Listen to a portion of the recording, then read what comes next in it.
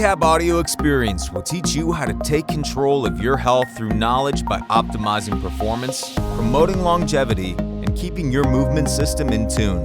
Welcome to your host, The Prehab Guys.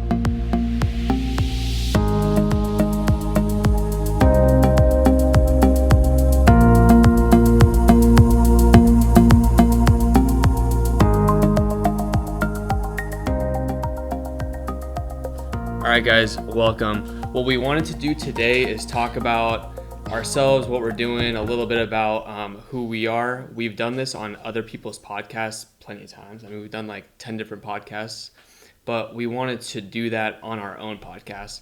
We've gotten a lot of questions, so we wanted to start off with how the Prehab Guys got started in the first place.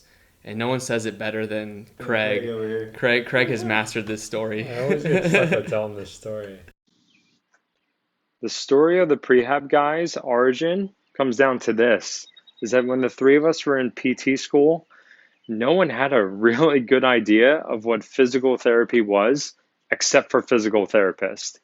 We would all go home during breaks, or we would meet people out in the community or talk with our friends and tell them that we were in PT school, and they were just confused. They didn't actually know what physical therapy was. Most of the time, people just said, oh, you do like hot packs and cold packs, or you do massage.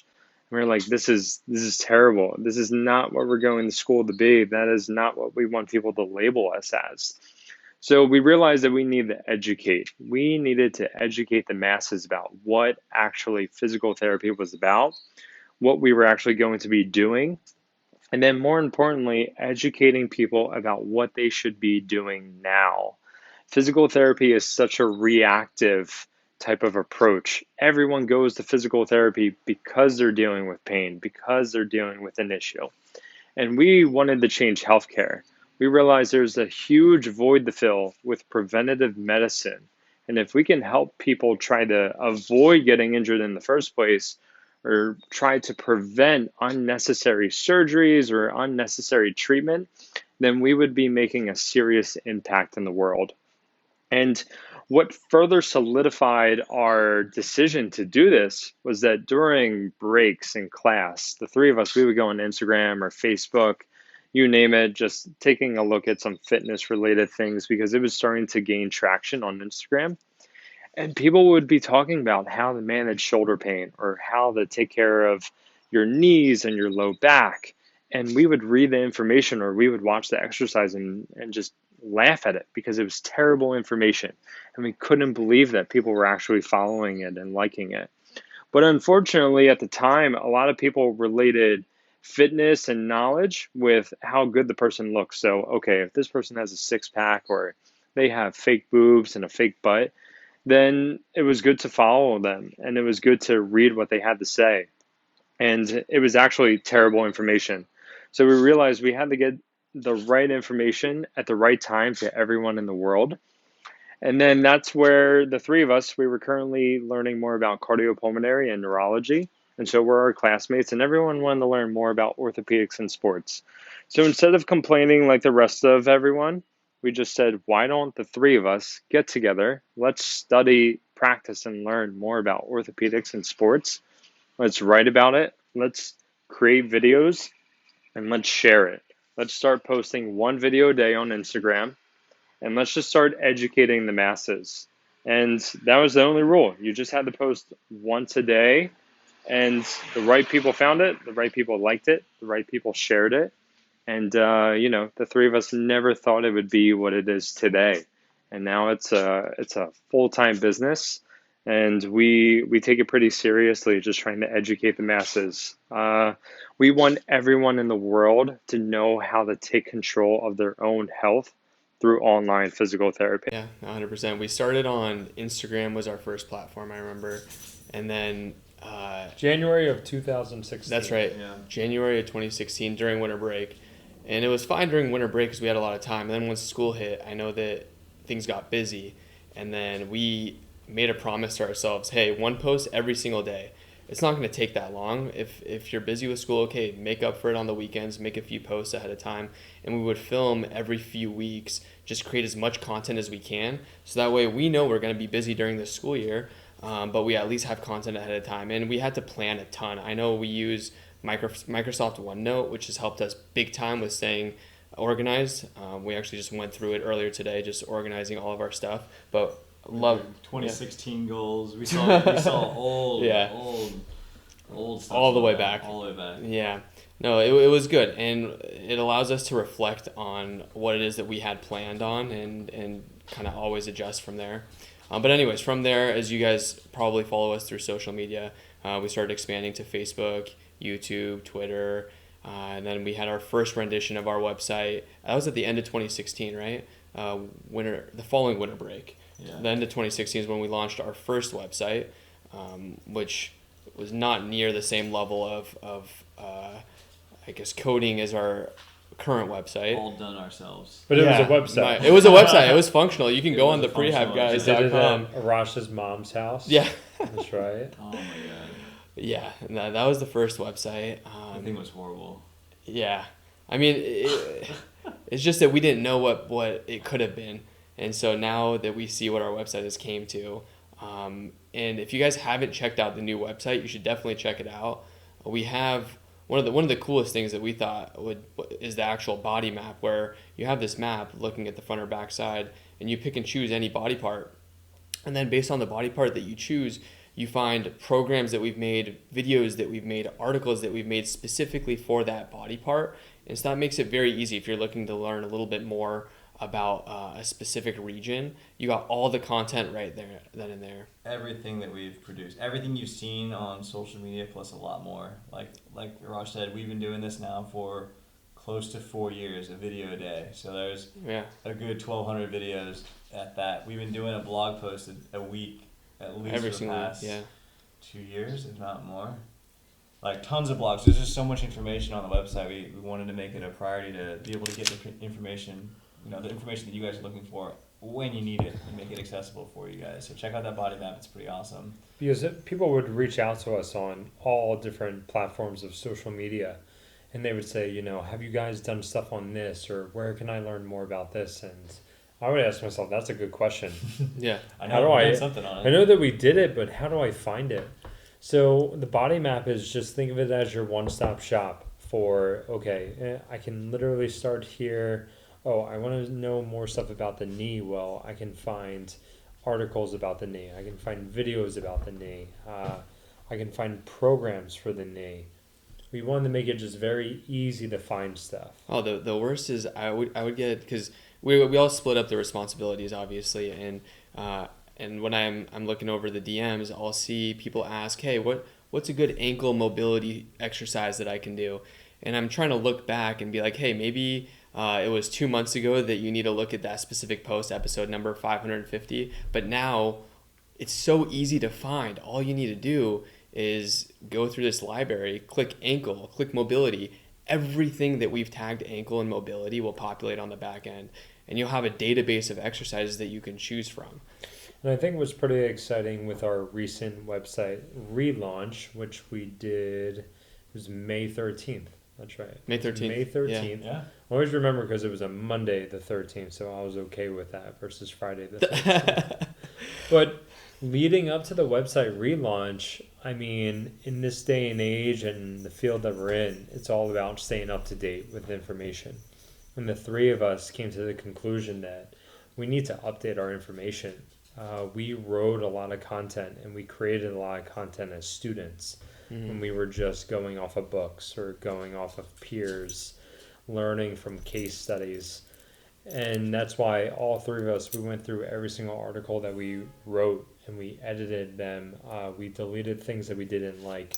We took everyone's feedback and criticism, constructive criticism, to make our content better so that we're staying up to date. And I think that's what keeps our platform credible, is that we're constantly learning, and because of that, we're putting out content every single day, but we take the time to go back and update our information. Yeah, not even just the old stuff when we were students, even stuff that I may have posted 3 months ago that I'm like, I don't know if that's really what the latest evidence really supports anymore after being much more informed or seeing a new article come out. So we'll go ahead and update all that stuff. It takes so long to update it, but it's really important because that stuff lives forever on the web.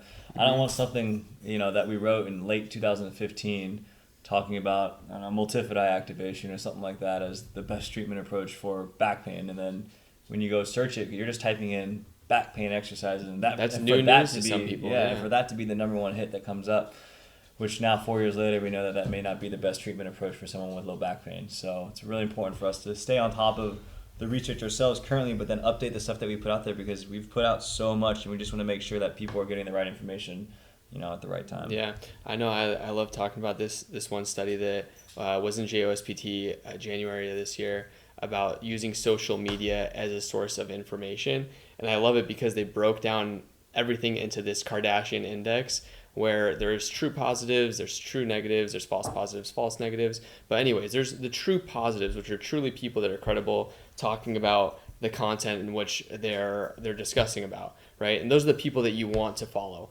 However, unfortunately, there are a lot of false positives that are out there, which are people that are not credible to talk about what they're talking about. However, they have a large following and can make a huge impact, and the impact may not be the right impact that they need that we need as a society. The false negatives and true negatives aren't really that big of a deal because people aren't following them, but these false positives are really where we need to have people minimize getting their information from.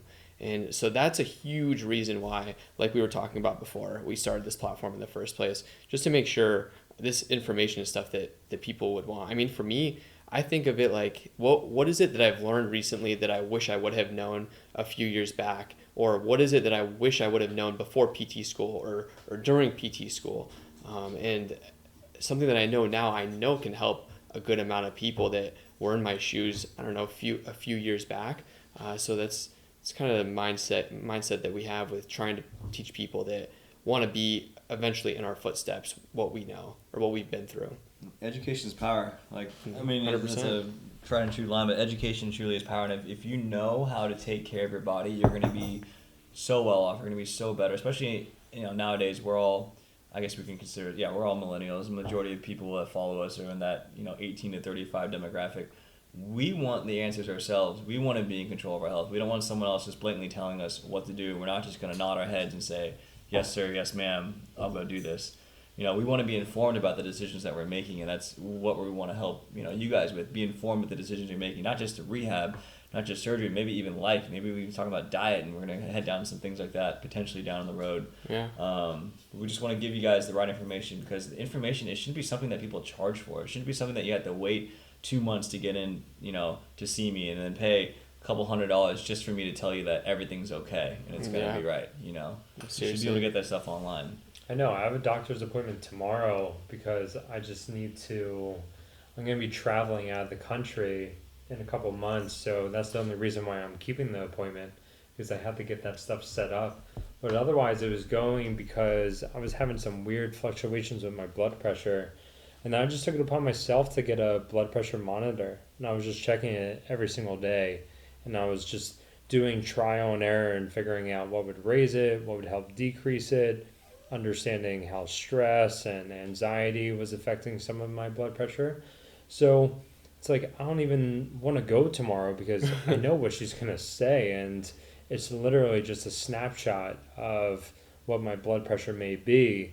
But you can apply that concept to anything. I mean, I remember growing up, it was, if something was hurting or if something was going on, I better go see the doctor and get this checked out. And then I have to wait 4 weeks to do anything. But in this day and age, there's just so much valuable information online that you can start taking actions now. And I just think that's the direction that healthcare is going, and it needs to go if we want to change the pace, if we want to start saving money and just creating a better system. Yeah, no, I think that's 100% true. The hardest part about that is actually finding or condensing the information or finding information in a time-efficient manner, because there is so much information out on the web right now. I know Mike gave me this book that's like over 200 pages to help with finances. And I'm going to look up just the cliff notes on it. Ramit Sethi, shout out. It's really good. It's what's the name? I don't even remember the name of it. It was good. It's like 200 something pages. It's going to make you rich. Oh yeah, I will teach you to be rich. Is what it's called. That's actually what it's called. It's literally what it's called. Yeah, the title is kind of ridiculous. His website title is, but it's really good information. It's meant for the young millennial, how to manage their finances, how to think about the future. Or I can buy Mike a drink and he can tell me the synopsis. Yeah, I mean, that's the same idea where it's like someone, I mean, our age is not going to necessarily go to a financial advisor and try to get financial advice. They're going to try to seek that information on their own, likely, just because we live in such a fast-paced environment and everyone's trying to get what they need to get done. They don't have time to make all these appointments. Same thing with physical therapy. I know there's plenty of people that I even know that don't go to PT and have some aches and pains, whether it's just not worth it to them because of the money or time, but they just live with it. And what if they had a little more information or knowledge on how they can make sure this at least doesn't get worse, or maybe even some basic high yield rehab exercises that we often prescribe in the clinic. That may be just enough to get that person back to working out pain-free or not having to work with this discomfort that they've been dealing with forever. But it's all coming back to education. And no one's going to care about your body as much as you do. Yeah, it's what's convenient, right? I mean, if going to the doctor just meant I could hop out of bed and hop on the call with them and talk to them, I'm down. Like, and it's that'll free, take 10 100%, minutes. yeah. But my appointment is at 10:30 tomorrow. I won't see her until 11:30. Yeah. And it's like, what's the point? That's driving, parking, such a waste of time. Yeah. Like, now I have to find someone to watch my dog, and then I have to drive there. Like you said, I have to park. By the time I get back, it's a 2+ hour ordeal to check my blood pressure once and say, hey, it's good, and to get these shots. It's just such a pain in the ass. So I think people are more inclined to take care of themselves or do things that are good for them when it's convenient. Yeah, we're not saying like there's a shift, like we've been talking a little bit about telehealth. There are so many people that we can help online because it's education based, but it's never going to replace what any healthcare professional can do in person. But right now, because of the information overload, everyone is scared, everyone is worried, everyone's freaking out. They have X, Y, and Z, they have cancer, they have a broken this, sprain this, sprain that. And that would save up the time for us that are in healthcare to actually take care of the people that really need our one-on-one time and really need our services in person. Not just the person who may be a little bit fearful, a little bit worried, or who honestly can just go on a walk for 20 minutes a day and their back pain will probably get a lot better. Yeah. Or I don't need any hand-holding to help that person. 100%. Or someone that got that MRI and shows that they have a rotator cuff tear or a herniated disc, and now they haven't moved for 2 months because they looked it up and they found all these scary pieces of information that make them fearful of movement. All it takes at that point may just be that reassurance or education. Hey, slowly progress yourself into getting back to what you like to do, or just find something that you like to do and just do it. Just stay active, stay moving. That's not as skillful as some of the other patients that really will benefit from that 2 times a week for 6 weeks. And everyone's different, and that's why I don't know what your guys' thoughts are, but people have been trying in the PT world to try to create a code where, okay, this injury requires this amount of visits, but pain is too complex to make it based off a certain number of visits. We don't treat someone based off their pathology. Yeah, exactly. That's the reality of it. And there's so many other things that we address in addition to just exercises in the clinic. And those are the things that people can benefit from seeing us in person. Not just, hey, stay active, stay moving, and a little bit of reassurance, which oftentimes is what we end up doing because the information is not out there. Well, I have 2 things to say. So one, I always find it really interesting when patients, they come in, it's the first session, I've spent 20 minutes with them and they're like, okay, well, how many sessions am I going to need? How long is this going to take to fix? And it is such a wide open question. Yeah. It's first you need to define to me what is your end goal, and then we can try to talk about, okay, what are some of the small steps and small goals that we need to check off first before getting to that big goal. And then number 2, I always wondered to myself, well, why is 95% of PT scripts 2 times a week for 6 weeks? And I talked to a mentor, and it was actually, I forget the name's person, and I'm almost sure it was related to like a Rolfing technique, but there's a certain technique that came out back early on in the 40s, 50s, or 60s or something. And the way that the technique was designed was that you had to have so many sessions. And the sessions... Nice marketing play. You had to, you know, it took so much time in between each session, and you needed so many sessions to work on each body area. And in total, it came out to be about 12 sessions. So that's why there's like this standard 12 sessions. What have you heard? Nothing regarding PT. Just like most aches and pains are gonna go away. Like there's always something in my body that hurts, and I'll complain and I'll just bitch about it to my girlfriend. And then 3 days later, I forgot that it even hurt. And I feel like 6 weeks. Like when you think about when you go visit a doctor, you wait 6 weeks for a follow up before anything. Even if you're getting imaging, well, not always, depending on how acute things are, but usually it's 6 weeks rest and NSAIDs and follow up in 6 weeks, because most things are probably going to get better in 6 weeks, regardless if they maybe went to go see us or not. Granted, I'm very certain if someone went to see me, I'd help them get better faster than would if they just not done anything. But chances are that person in 6 weeks is probably going to be feeling 90-95% better by the end of their 6-week course, regardless of what they did. Yeah. There's that ear wiggle technique idea that someone comes in, they have back pain, I wiggle their ear, they're like, okay, I'm feeling a little bit better, what do I need to do? And I just tell them, hey, come back 2 times a week for 6 weeks. I perform that ear wiggle technique every single time for 6 weeks. At the end of the 6 weeks, they're like, wow, that technique really got me better. I'm going to have to refer my other friends when they have back pain to get this ear wiggle technique. Because the fascia from the ear goes down to the disc, right? And it attaches to the sciatic nerve, which goes down to the big toe. Of course, yeah. No, but it's essentially the idea is people are gonna get better with time in and of itself. And sometimes I know we discredit the placebo effect a lot, but sometimes just the idea of having care can help someone. I get that, but at the same time, what we're trying to do is educate and arm the patient of the highest quality information that's out there. So if there is practitioners that are trying to perform this technique on you, you at least know what's going to actually fix your issue versus what may make you feel better temporarily. Should make your ears perk up. Pun intended. Yeah. But when patients come in and they have a really simple thing going on that they're going to get better with, I just always tell that person, like, hey, this is a blessing in disguise, because I'm just going to teach you how to make sure that this never happens again. And then let's maybe talk about and focus on some of the other things that you want to do, because like Mike said, most things can and should get better within 6 weeks of rest.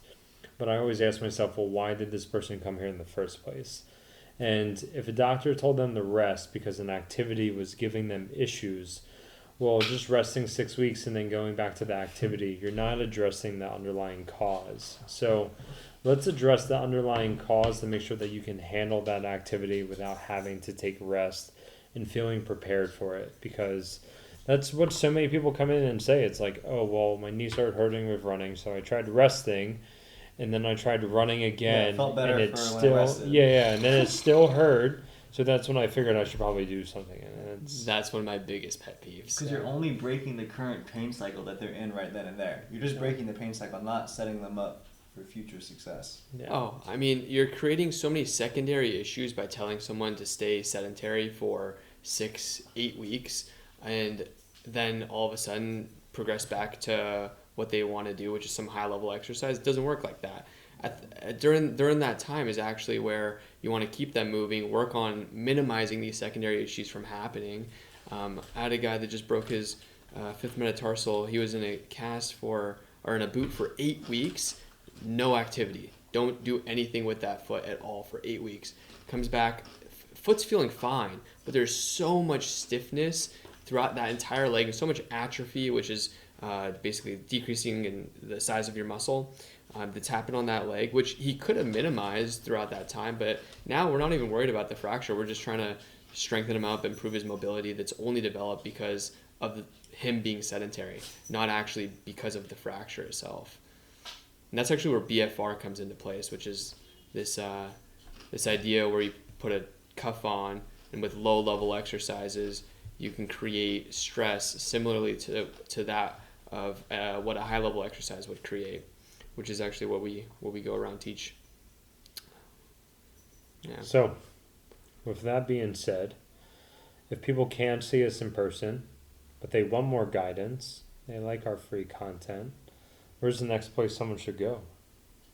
So we have an app right now, actually, on the App Store. We've been working on this sucker for probably over a year. We finally finished the first program, which is the shoulder prehab program. It's out there right now. Our plan, hopefully within the next 6 months or so, is to cover every body region. So we're hitting the knee right now. And then the other one that we started actually up to is the hip. Then we're also going to get neck, elbow, and ankle. We already have a back program with another company called Purewell, which is in Silicon Valley. Amazing app. Really good program. Uses artificial intelligence. It's awesome. But yeah, the goal is to have a program for every body region that's going to help. It's going to help people that are either A, currently in pain or a little bit of discomfort, or B, looking to prehab themselves and try to decrease their risk of injury by optimizing their movements and basically getting strong. Digital physical therapy. Right now, I mean, the body map that we talked about earlier would be a great resource to check out. There's tons of content on there regardless. The exercise library, you can check out for a free 10-day trial, see if it's meant for you. There's a ton of content broken down by tags, which include, I mean, specific body parts, muscles, diagnoses, specific surgeries. So that would be another good spot for you to check out. But between the body map and the exercise library, I feel like you'll have a good amount of content for you to kind of sort through and learn, depending on what you're interested in. Yeah, and with that exercise library, you know, if there's any students out there, other practitioners, clinicians, you name it, the biggest thing about our exercise library is that you can create video playlists. So you can create home exercise programs, you can print them, you can email them, you can text them. It's very intuitive. It kind of looks like YouTube. It's really nice. You can write whatever parameters you want. You can delete our instructions and write your own. You can include any parameters that you'd like. You can make as many playlists as you want. You can edit it, update it, you name it. It's basically the tool that we wish we had when we were students, because I remember taking Therex in the summer after first year, and literally our test was working on drawing good stick figures. It was such a joke. Oh my god, I remember that. Such a joke. It was like, I forgot all that. like, you mean to tell me that was we are our in test, yes. 2015 and we're getting tested on being able to draw stick figures for patients? Like, when the person has a iPhone in their hands, it's just such a joke. So we literally just created a solution for a void that we were very frustrated with as students. And we have a special discount just for students. So if you use your school email, you can basically get it for the cost of 2 coffees per month. Mm-hmm. And we know students, you're running through coffee. Yeah. So 100%. Check it out. Yeah, definitely check it out. And this podcast is something we've recently started within the last 2 months or so. And so this is the first time that all 3 of us have hopped on this. We want to do more of these. I know you guys have very common questions that we get in general, and we want to answer these questions a little more in depth. An email or one Instagram post or a direct message may not be enough to answer a lot of the questions that we have. And if there's any topics that you guys want covered, feel free to drop it below. I mean, this is going to be either on iTunes, Stitcher, Spotify, or Google Play that you're likely listening to this. So also don't forget to rate, review, and subscribe. 100%. Those helps us a lot. Help us big time.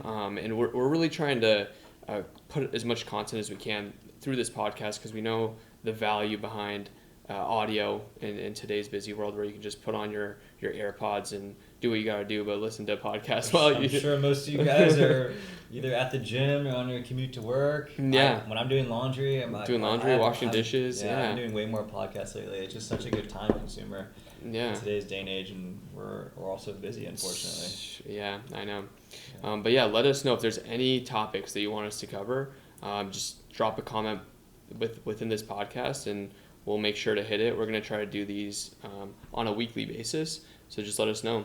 Or any guests you guys would like us on. Yeah, For the most part, we've been interviewing guests, special topics. A lot of them actually have been orthopedic surgeons right now, but we're branching out even more right now. You guys we have a lot that are already made, we just haven't released them yet. But yeah, if there's any special guests, special topics, like let us know. Especially if you guys like us. If you guys like us talking, like we'll hop on this more.